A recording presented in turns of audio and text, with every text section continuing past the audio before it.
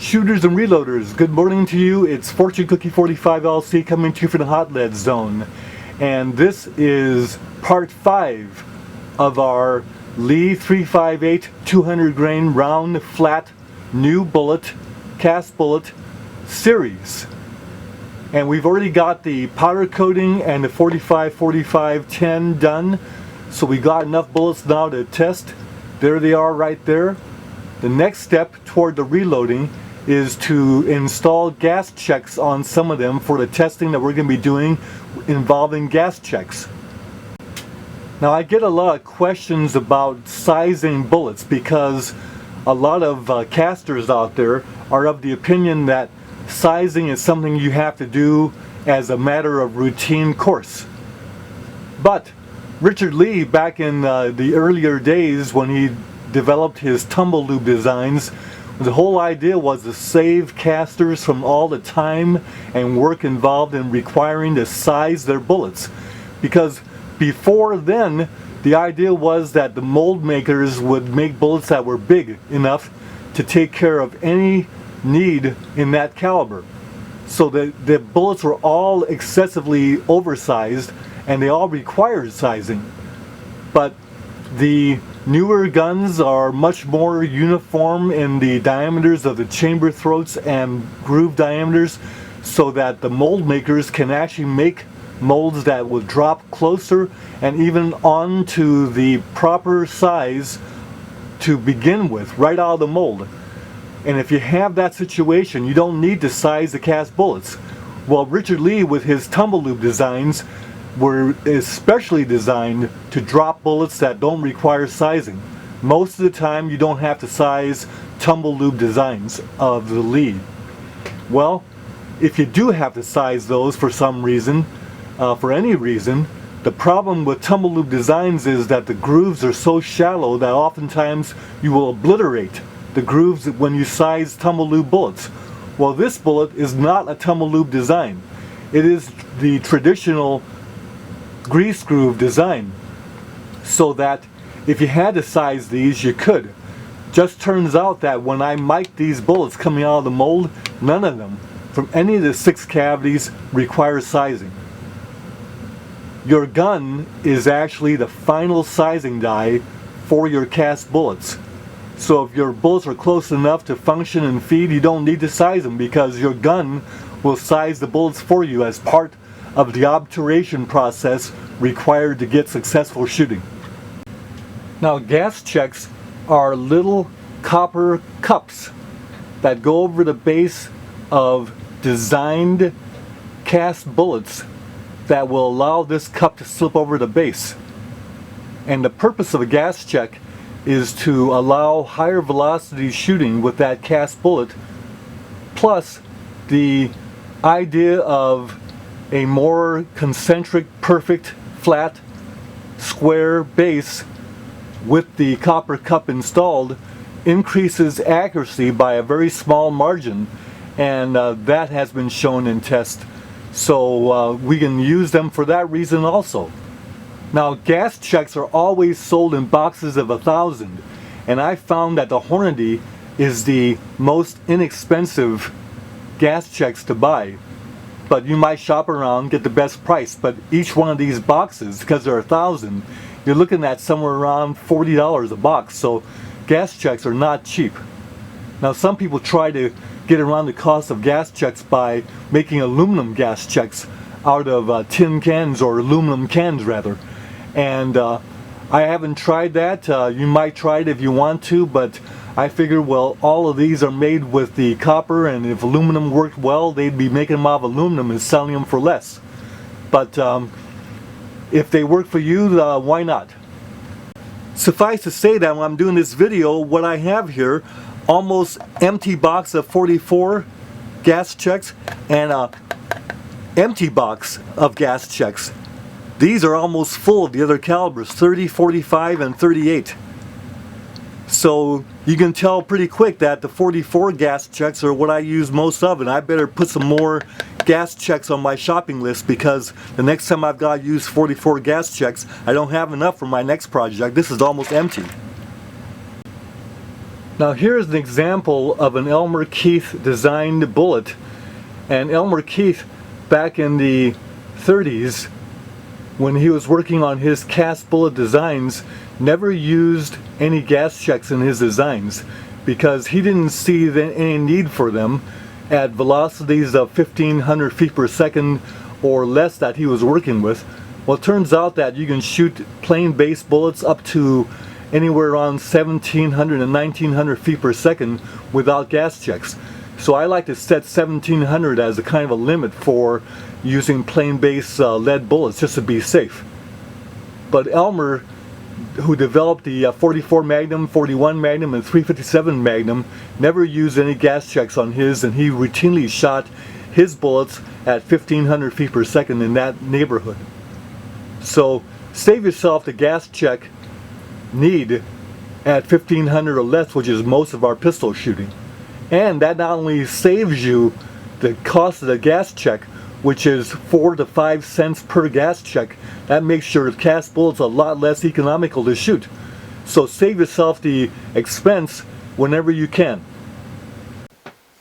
Now some shooters like to put gas checks on for lower velocities because of preference or because of what they're trying to do, and that's all fine. For instance, the 300 Blackout shooting at subsonic velocities, you can put gas checks on those, and many 300 Blackout shooters do that. Even though they're only shooting at somewhere around 1000 feet per second, maybe just a hair less.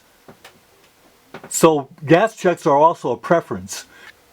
Now, of course, there are times when putting gas checks on is essential. For instance, suppose I was shooting these 358 diameter bullets in a 35 Remington rifle at 2000 feet per second or 2100 feet per second.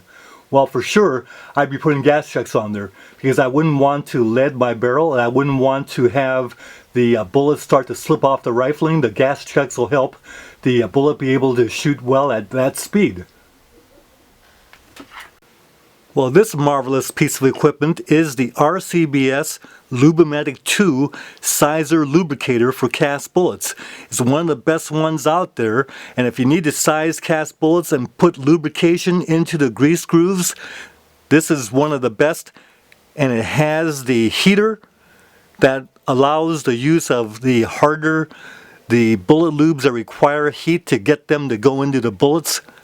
And some casters use a steam iron there, or they'll play a hair dryer on this to heat that up and get the lube warmed and softened. It all works. But this is one of the best ones. You crank the top here to give pressure, driving the grease into the grease grooves. So if you got a lot of bullets to lube the old-fashioned way, this is the way to do it. However, if you powder coat or use 45-45-10 in systems that don't require sizing the bullets, that's actually a lot faster. This requires a little bit of time to go ahead and run each bullet through there, but it works very well.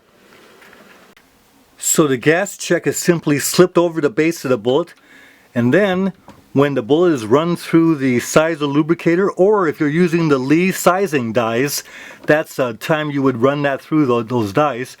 And then you go ahead and run that down, and that seats the gas check. Now you'll also notice that the driving bands have been engraved by the sizing. That's because this die is a 357 die, and these bullets are casting at 358 or 3585. So you see the engraving. Now the funny thing about that is now you've removed the 45-45-10 from the driving bands. So the recommendation is to 45-45-10 these again before you load them. Or we can go ahead and use a Sizer lubricator to actually go ahead and put grease into the grease groove. So if I go like this and give it a little bit of pressure,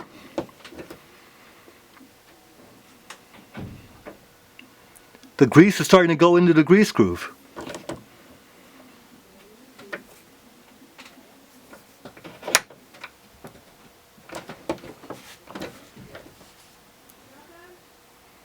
There you see the black band there. That's the grease that's gone into the grease groove. So this bullet now is actually ready to load and shoot because it's been lubed by the RCBS Lubrimatic 2 Sizer lubricator. We could, of course, go ahead and 45-45-10 that bullet again, and then you would have triple protection.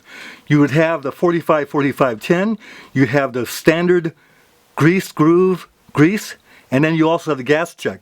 Triple protection against leading and performance at higher velocity. Let you see that again. Here's the gas check on the base of the bullet. We place it onto the sizing die and go ahead and run the bullet into the RCBS lubricizer. And there you see the grease in the groove. A little bit of grease on the base. Not much, but there you go. It's a fairly greasy, messy affair to do. You got grease on your hands and fingers, but that's the way it was done over so many years. So you see again, there's the resizing, and there's the base, a little bit of grease on the base. But the gas check is seated. Now some gas checks have actually a little inside taper like the Hornady's, so when they're crimped, the inside actually grabs into the lead of the base of the bullet. And those are the best gas checks, and they happen to be also inexpensive, the Hornady ones. So I only need about 15 of those, enough for 5 shot groups, 3 of them. 1, 2, 3, 4, 5. One more, and we'll have 15. You know, people throw away these nice cardboard boxes from the range all the time. This was used to hold 12 gauge slugs, you see? 10 rounds of 12 gauge slugs, and they throw these things away.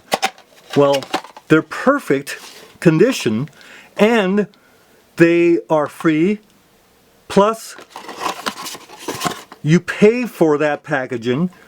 Why not use it for other things? If you don't want them, I'll just pick these out of the trash. They're brand new, and I can use them to store the bullets that we're going to be using until we're ready to load them. So I'll just label these, and we're good to go. Now we're going to seat the gas checks on our powder coated bullets, so let's go ahead and put that in. Run that in. And there it's seated.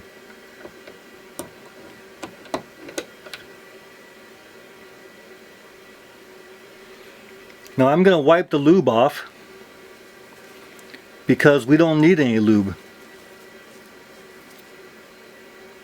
So there you see that's been sized, the driving bands, and you also see that the powder coat has been actually engraved, but it has been undisturbed.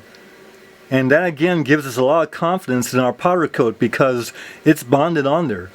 It doesn't scrape off sizing from 3.5, 8.5, or 3.59, sizing it down to 3.57. So there's the gas checks, right? It's on there. We'll do 15 of those. Give you a close-up look of that.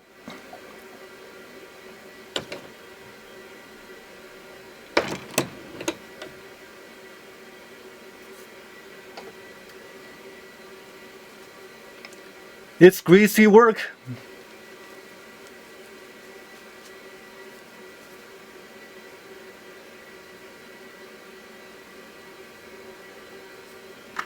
Let me show you, this is number 14 that we're doing.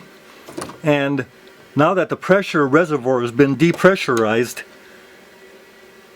there's just no lube anywhere. We just go ahead and seat those gas checks without any problem at all. So that's 14. And here comes number 15.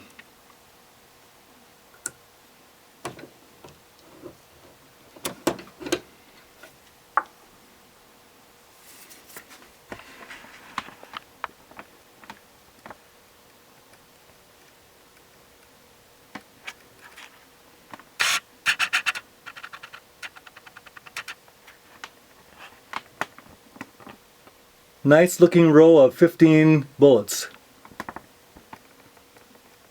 all gas checked and ready to load. Incidentally, I don't know of anybody doing this, but you see there's a powder coated bullet with a gas check. And I'm going to go ahead and fill the grease grooves with grease on that. Get rid of the excess grease.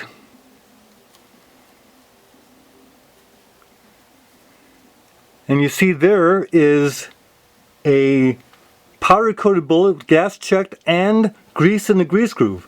Now if I go ahead and also 45-45-10 this bullet, what we have then will be quadruple lubing. Because we'll have the 45-45-10, we'll have the grease in the grease groove, we'll have the powder coat, and we'll have gas check. You got everything. I wonder why no one's ever thought of doing that. That might be good for another video. I'll just leave it there as a reminder. And into another one of those Winchester slug boxes. This is heavy gauge cardboard. I really like these. I can bring ammo to the range in these things too. But for now, I'm going to use these to store these bullets until we do our loading project, which is coming up right on the next video. Take care. Bye for now.